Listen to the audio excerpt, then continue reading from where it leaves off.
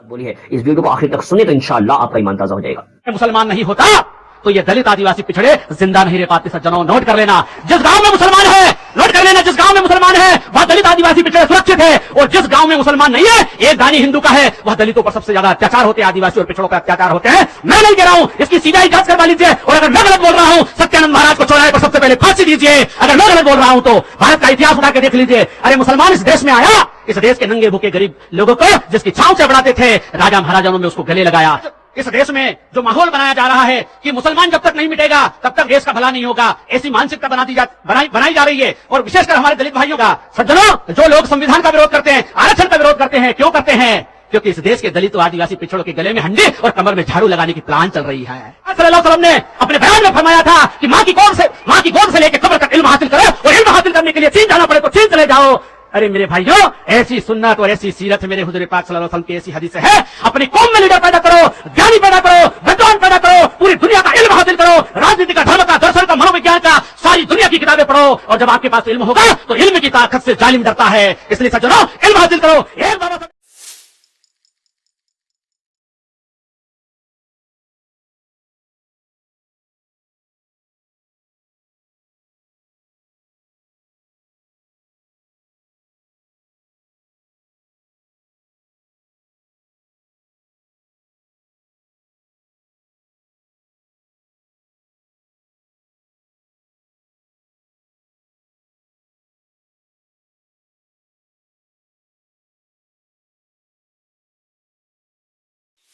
कि डॉक्टर अंबेडकर ने बंटवारे के वक्त कहा था कि भारत के सारे मुसलमानों को पाकिस्तान भेज देना चाहिए। आज मैं आपको यह भी बताऊंगा कि डॉक्टर अंबेडकर ने कहा था कि दलितों को यह नहीं सोचना चाहिए कि मुसलमान उनके दोस्त होते हैं। आज आपको यह भी पता चलेगा कि कैसे बाबा साहब ने इस्लाम धर्म में मौजूद छुआछूत और जात पात को बेनकाब किया था, और वो खुद कैसे मुसलमानों के हाथों छुआछूत के शिकार हुए थे। तो बिना समय गवाए हम शुरुआत करते हैं इस्लाम पर डॉक्टर अंबेडकर के 10 क्रांतिकारी विचारों को जानने की। बाबा साहब का मुसलमानों के बारे में पहला विचार यह था कि मुसलमान देशभक्त नहीं होते हैं। जी हां, डॉक्टर अंबेडकर ने साफ साफ कहा था कि मुसलमान भारत को अपनी मातृभूमि नहीं मानते हैं, और यह बात उन्होंने लिखी है पाकिस्तान और द पार्टीशन ऑफ इंडिया में, जिसका हिंदी अनुवाद पाकिस्तान अथवा भारत का विभाजन इस वक्त मेरे हाथ में है। इस किताब के पेज नंबर 332 पर डॉक्टर अंबेडकर लिखते हैं कि इस्लाम एक बंद खिड़की की तरह है जो मुसलमानों और गैर मुसलमानों के बीच भेद करता है। इस्लाम में जिस भाईचारे की बात की गई है वो मानवता का भाईचारा नहीं है, बल्कि उसका मतलब सिर्फ मुसलमानों का मुसलमानों से भाईचारा है। मुसलमानों के भाईचारे का फायदा सिर्फ उनके अपने लोगों को ही मिलता है, और जो गैर मुस्लिम है उनके लिए इस्लाम में सिर्फ घृणा और शत्रुता ही है। मुसलमानों की वफादारी उस देश के लिए नहीं होती जिसमें कि वो रहते हैं, बल्कि उनकी वफादारी अपने धर्म के लिए होती है जिसका कि वो पालन करते हैं। तो सुना आपने, डॉक्टर अंबेडकर ने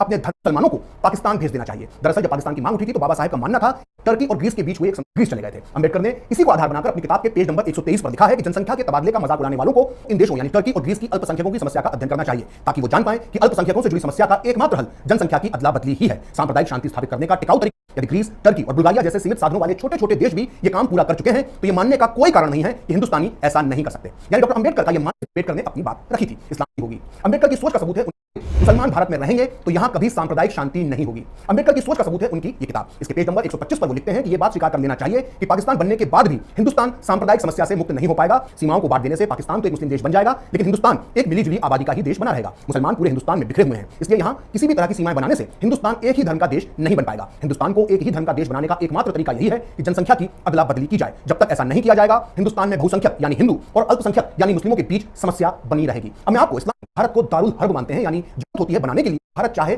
एकमात्र मुस्लिम शासन। अपनी किताब के पेज नंबर 297 पर अंबेडकर लिखते हैं कि तथ्य यह है कि भारत चाहे एकमात्र मुस्लिम शासन के अधीन ना हो, दारुल हर्ब यानी जहां इस्लाम का शासन नहीं है वो देश है। और इस्लामी सिद्धांतों के अनुसार मुसलमानों द्वारा जिहाद की घोषणा करना न्याय संगत है। वे जिहाद की घोषणा ही नहीं कर सकते बल्कि उसकी कामयाबी के लिए विदेशी मुस्लिम शक्ति यानी किसी मुस्लिम देश की मदद भी ले सकते हैं। और यदि कोई मुस्लिम देश जिहाद की घोषणा करना चाहता है तो उसकी सफलता के लिए भारत के मुसलमान उसे मदद भी दे सकते हैं। तो सुना आपने, डॉक्टर अंबेडकर ने साफ भी ले सकते हैं। का पांचवा विचार सच नजर भी आ रही है। दरअसल का पांचवा विचार यह था कि मुसलमान कभी भी हिंदुओं की सरकार को स्वीकार नहीं करेंगे। बाबा साहब की बात आज काफी हद तक सच नजर भी आ रही है, बहुत पहले ही पहचान गए थे। उन्होंने अपनी किताब के पेज नंबर 303 पर लिखा था, हिंदुओं से नियंत्रित और शासित सरकार की सत्ता मुसलमानों को किस सीमा तक स्वीकार होगी इसके लिए ज्यादा माथापच्ची करने की जरूरत नहीं है। मुसलमानों के लिए हिंदू काफिर है और उनकी कोई सामाजिक स्थिति यानी हैसियत नहीं होती है। इसलिए जिस देश में काफिरों का शासन हो वो देश मुसलमानों के लिए दारुल हर्ब है। ऐसी स्थिति में यह साबित करने के लिए सबूत देने की आवश्यकता नहीं है कि मुसलमानों के अंदर हिंदू सरकार के शासन को स्वीकार करने की इच्छा शक्ति मौजूद ही नहीं है। अंबेडकर आगे लिखते हैं कि जब खिलाफत आंदोलन के दौरान मुसलमानों की मदद के लिए हिंदू काफी कुछ कर रहे थे तब भी मुसलमान ये नहीं भूले कि उनकी तुलना में हिंदू निम्न और घटिया कौम है। तो सुना आपने, डॉक्टर अंबेडकर का मानना था कि मुसलमान देश के कानून से भी ऊपर मानते हैं। मानते हैं। अंबेडकर की ये बात आज भी कई मौकों पर सही साबित हो जाती है। उन्होंने अपनी किताब के पेज नंबर 294 पर लिखा था कि इस्लाम ये कहता है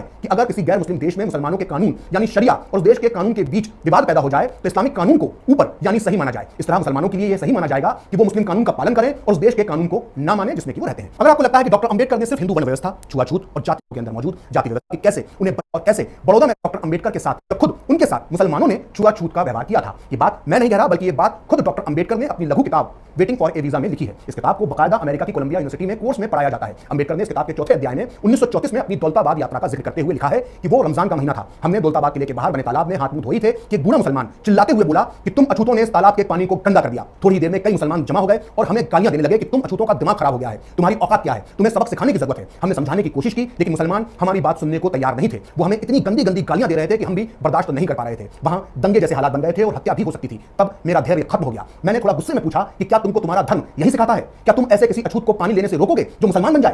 ये सुनकर वो चुप हो गए। इस किस्से से साफ होता है कि कैसे एक अछूत हिंदू मुसलमान के लिए भी अछूत ही होता है। अक्सर कुछ लोग जय भीम और जय नीम के नारे लगाते हैं। दरअसल ये नारा आज भारतीय राजनीति में एक फैशन बन गया है। लेकिन मुस्लिम दलित एकता पर डॉक्टर अंबेडकर क्या सोचते थे ये कोई आपको नहीं बताता, क्योंकि ये बताने पर जय भीम जय नीम का नारा खोखला साबित हो जाएगा। तो आइए बात करते हैं इसी नारे से जुड़े डॉक्टर अंबेडकर के इस्लाम पर विचार नंबर 8 की, जिसमें बाबा साहब ने कहा था कि दलित मुसलमानों को अपना दोस्त नहीं माने। 1947 में बंटवारे के बाद जब पाकिस्तान के साथ हैदराबाद के निजाम के रजाकारों ने भी दलितों पर अत्याचार किया तो डॉक्टर अंबेडकर ने 27 नवंबर 1947 को एक प्रेस कॉन्फ्रेंस में जो कहा वो छपा है इस किताब में जिसका नाम है डॉक्टर अंबेडकर जीवन चरित्र में। और इस किताब को लिखा है महान लेखक पद्म भूषण से सम्मानित धनंजय कीर ने। इस किताब के पेज नंबर 379 के मुताबिक डॉक्टर अंबेडकर ने उस दिन कहा था कि पाकिस्तान के चक्कर में फंसा दलित समाज हर उपलब्ध मार्ग और साधन से भारत आ जाए। मैं कहना चाहता हूं कि पाकिस्तान और हैदराबाद रियासत के मुसलमानों पर भरोसा करने से दलित समाज का विनाश होगा। दलित वर्ग हिंदू समाज से नफरत करता है, इसलिए मुसलमान हमारे मित्र हैं। ये मानने की बुरी आदत दलितों को लग गई है जो अत्यंत गलत है। मुसलमान तो अपने लिए दलितों का साथ चाहते हैं लेकिन बदले में वो कभी दलितों का साथ नहीं देते हैं। अब मैं जो आपको बताने जा रहा हूं उसे सुनकर कई मुस्लिम कट्टरपंथियों की नींद उड़ सकती है। इस्लाम पर नौवे विचार के मुताबिक डॉक्टर अंबेडकर का मानना था कि बुर्के की वजह से मुस्लिम नौजवान यौन विकृति यानी सेक्सुअल डिसऑर्डर के शिकार बन जाते हैं। दरअसल देश के हर समाज की हर महिला की आजादी के पक्षधर बाबा साहब का मानना था कि बुर्के का असर सिर्फ महिलाओं पर नहीं पड़ता बल्कि इसका असर पुरुषों की मानसिकता पर भी पड़ता है। वो अपनी किताब के पेज नंबर 231 पर जो लिखते हैं वो बेहद आंखें खोल देने वाला है। डॉक्टर अंबेडकर ने लिखा है कि पर्दा प्रथा ने मुस्लिम पुरुषों की नैतिकता पर बुरा प्रभाव डाला है। पर्दा प्रथा के कारण कोई मुसलमान अपने घर परिवार से बाहर की महिलाओं से कोई परिचय नहीं कर पाता। घर की महिलाओं से भी उसका संपर्क यदा कदा बातचीत तक ही सीमित रहता है। महिलाओं से पुरुषों की पृथकता निश्चित रूप से पुरुषों के नैतिक बल पर विकृत प्रभाव डालती है। यह कहने के लिए किसी मनोवैज्ञानिक विश्लेषण की जरूरत नहीं है कि ऐसी सामाजिक प्रणाली से जो पुरुषों और महिलाओं के बीच के संपर्क को काट दे उससे यौनाचार के लिए ऐसी अस्वस्थ प्रवृत्ति पैदा होती है जो अप्राकृतिक गंदी आदतों और अन्य साधनों को अपनाने के लिए प्रेरित करती है। ऐसा नहीं है कि पर्दा प्रथा हिंदुओं में नहीं है, लेकिन इस्लाम में पर्दा प्रथा को धार्मिक मान्यता मिली हुई है जबकि हिंदुओं में ऐसा नहीं है। हिंदुओं की तुलना में मुसलमानों में पर्दा प्रथा की जड़ें काफी गहरी हैं। इसमें कोई शक नहीं कि भारत के हर समाज में चाहे वो हिंदू हो या सामाजिक सुधार के लिए कोई आंदोलन नहीं किया और वो समाज सुधार के प्रबल विरोधी होते हैं। उन्होंने हिंदुओं की इस बात की तारीफ की थी कि वो कम से कम अपनी सामाजिक बुराई को स्वीकार तो करते हैं लेकिन मुसलमान अपने समाज के अंदर मौजूद बुराई को कभी स्वीकार नहीं करते।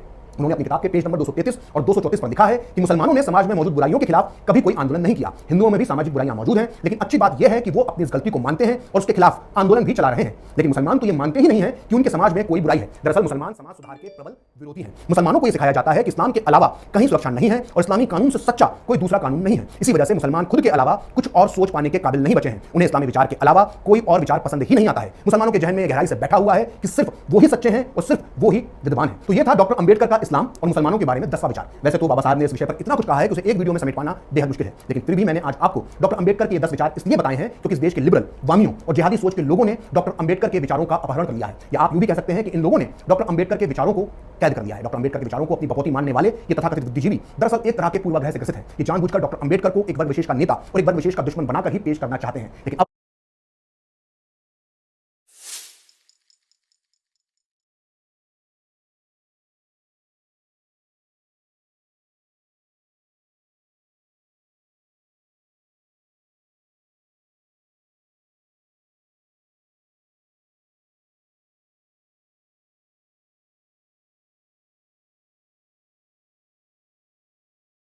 ताकत बन सकते हैं। शायद मेरी इसी सोच को जानकर उसका फायदा मुस्लिम लीग ने उठाया। 1943 में मुस्लिम लीग ने मेरी ओर हाथ बढ़ाया और मैंने अपने सारे एमएलएज के साथ लीग का समर्थन कर दिया। मुस्लिम लीग के नेता मुझे आश्वस्त करते रहे कि पाकिस्तान में शेड्यूल कास्ट हिंदुओं को सामान्य से भी ज्यादा अधिकार होंगे। तथापि मैं समझता था कि पाकिस्तान की मांग केवल सौदेबाजी के लिए है। मुसलमान देश को तोड़ने के लिए कभी तैयार नहीं होंगे। इसी सब घटना चक्र में 16 अगस्त 1946 का काला दिन आ पहुंचा जब मुस्लिम लीग ने कलकत्ता में डायरेक्ट एक्शन किया। हिंदुओं का भयानक नरसंहार हुआ। गुस्साए हिंदुओं ने मुझे मुस्लिम लीग से अलग होने को बोला, लेकिन मैंने न केवल समर्थन जारी रखा, मैंने शेड्यूल कास्ट हिंदुओं को दंगों से अलग रहने को बोला। इससे हिंदुओं का नरसंहार आसान हो गया। अक्टूबर में नोवाखाली में डायरेक्ट एक्शन हुआ। मेरी खुद की जाति सहित शेड्यूल कास्ट के हजारों हिंदू मारे गए। हिंदुओं का धर्म परिवर्तन और हिंदू महिलाओं के बलात्कार हुए। इतना ही नहीं, दंगों के बाद मुस्लिम लीग के खिलाफ आए अविश्वास प्रस्ताव को हराने के लिए मैंने समर्थन भी जुटाया। बंगाल जलता रहा, लेकिन मैं मुस्लिम लीग का साथी बना रहा। 14 अगस्त 1947 का दिन भी आ ही पहुंचा, जब मेरी राजनीतिक समझ के विपरीत मुस्लिम लीग पाकिस्तान बनाने में सफल हो ही गई। भीषण हत्याकांड हुआ, देश भर के हिंदुओं ने मुझे बुरा भला कहा, लेकिन मैं लीग और पाकिस्तान के साथ बना रहा। मुझे पाकिस्तान के कानून मंत्री का पद भी मिला। मैंने शेड्यूल कास्ट हिंदुओं से पाकिस्तान में आस्था रखने की अपील की, जिसे मुझ पर विश्वास करके लोगों ने माना भी। लेकिन इसके बाद इस्लामिक पाकिस्तान का असली चेहरा सामने आया। सारे वादे ठुकरा दिए गए, हिंदुओं का नरसंहार शुरू हो गया। हिंदू महिलाओं के बलात्कार, घर जायदाद लूटना, जबरन मुसलमान बनाना आम बात हो गई। मैं हिंदुओं पर हो रहे अत्याचारों की बात उठाने लगा तो मुस्लिम नेता और उलेमा मुझे अपने रास्ते का कांटा समझने लगे। फिर भी मैं पाकिस्तान सरकार को बचाने के लिए झूठे और आधे सच वाले बयान देता रहा। चारों ओर हिंदू मारे जा रहे थे। हिंदू औरतों को पाकिस्तानी फौज और पुलिस रात में अपनी हवस का शिकार बनाती। सबसे बुरा हाल मेरी अपनी जाति का हुआ था, क्योंकि उन्होंने मुझ पर विश्वास करके आत्मरक्षा का कोई उपाय नहीं किया था। मैं जब गांव के दौरों पर निकलता तो हिंदुओं के कंकालों को कुत्ते और गिद्ध नोचते नजर आते। सिर्फ 10 फरवरी 1950 को ही ढाका में 10,000 हिंदू इसलिए मार दिए गए क्योंकि असेंबली में कुछ हिंदू विधायकों ने वॉकआउट किया। वो सब मेरे सामने ही। मुझे समझ आ गया कि इस्लामिक पाकिस्तान में हिंदू काफिर जिम्मी से ज्यादा कुछ नहीं है। काश मुझे ये बात तब समझ आ जाती जब डॉक्टर अम्बेडकर ने एकदम खुलकर और साफ शब्दों में कही थी। लेकिन तब मुझे समाज का सांस्कृतिक पहलू नजर नहीं आता था। समाज को केवल राजनीतिक और आर्थिक चश्मे से देखने की आदत थी। बहरहाल अपना सब कुछ लुटाकर 8 अक्टूबर 1950 को मैं पाकिस्तान में अपना इस्तीफा देकर अपने देश भारत लौट आया। लेकिन छोड़ आया उन हिंदुओं को मरने और बदतर जीवन जीने के लिए जो मेरे मिथ्या स्वप्न की भेंट चढ़ गए।